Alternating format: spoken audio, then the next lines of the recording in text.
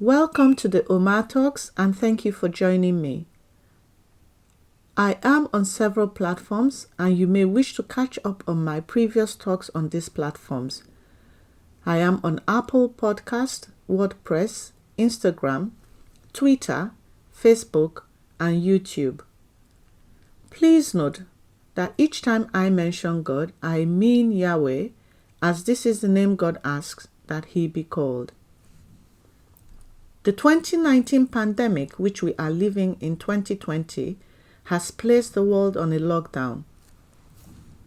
People have been asked to stay home, and in certain cases, families are separated, while some people may have found themselves living alone with no person-to-person contact for weeks.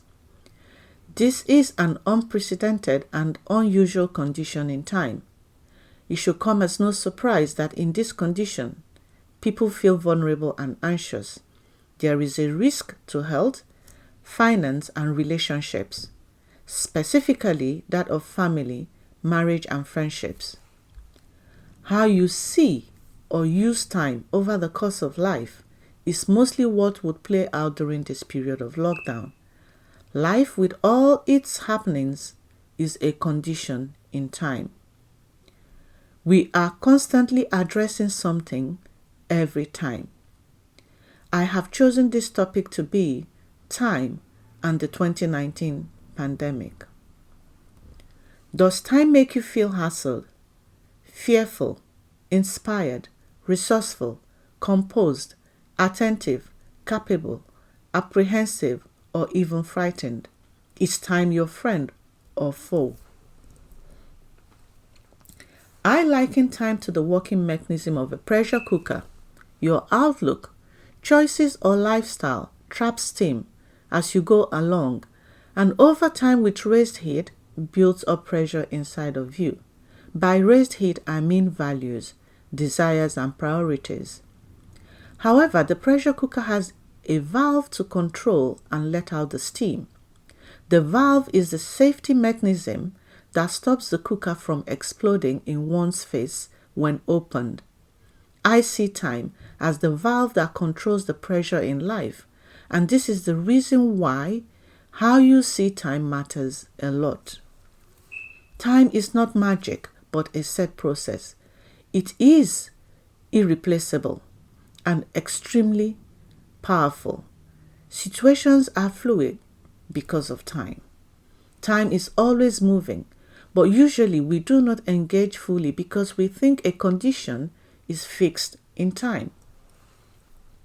For example, say you are in a happy place or maybe even in a dark place, so you believe it will not alter or change over time.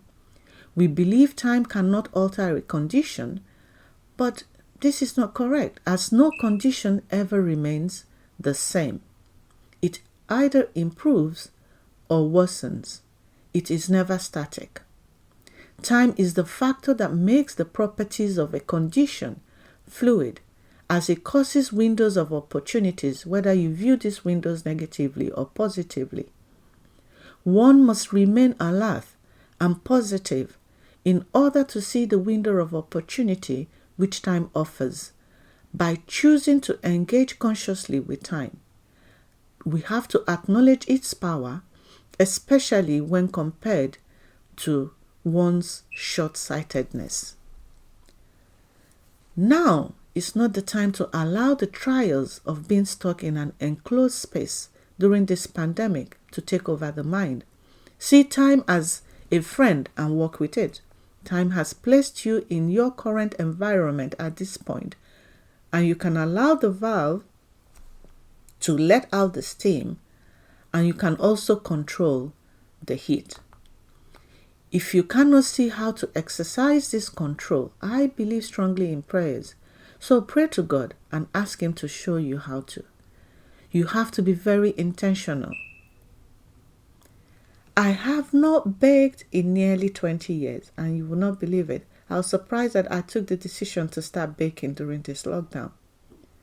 I have also started experimenting with my recipes, so my meals are not repetitious and uninteresting.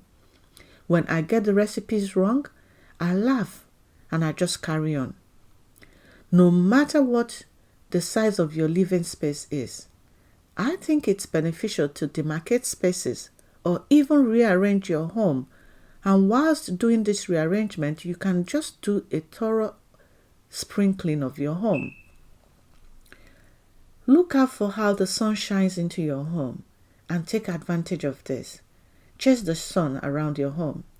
Map out areas where you can read a book, listen to music, and sing out loud. Dance to an exercise routine, meditate or be still. When being still, I like to think of things I should be thankful about.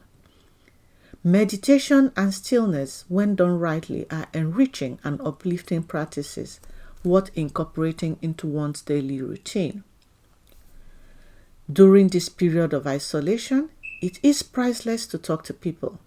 So call more than you text. Hearing the voices of those in your circle not only lends a sense of normalcy by enlarging your immediate environment, but it acts as a form of therapy. Couples and families should be mindful not to overcompensate during the isolation as a result of guilt. Talk and enjoy each other's company as you normally would. Respect each other's quiet time without judgment. We have all been told the importance of maintaining distance during this period. Thus, our usual forms of contact can no longer be used as a show of love or togetherness. Show your love in other ways, specifically by creating peace with those around you. Demonstrate that you already acknowledge the strengths and weaknesses of your loved ones. Work more with those strengths, as this is not the time for trying to change people or emphasizing their failings or weaknesses. Saying this, I wish to leave you with these words from the Apostle Paul, found in Colossians 3:13, where he tells us to be patient with each other. And when we have a grievance against someone, we should forgive them, just as the Lord has forgiven us. There is a time for everything, and this too shall pass away. So remain strong and allow time to resolve this condition. Look back at all the challenges or conditions you thought you had under control, or those ones you thought and wondered how you would ever get past. Some of these situations were so huge at the time, but today, even if they left a scar, they are a memory. No matter the condition you may find yourself in, the only control you have over time is to be its friend. Use time to be inspired. Enjoy and make the best of every day. Thank you for listening, and God bless you. Bye-bye.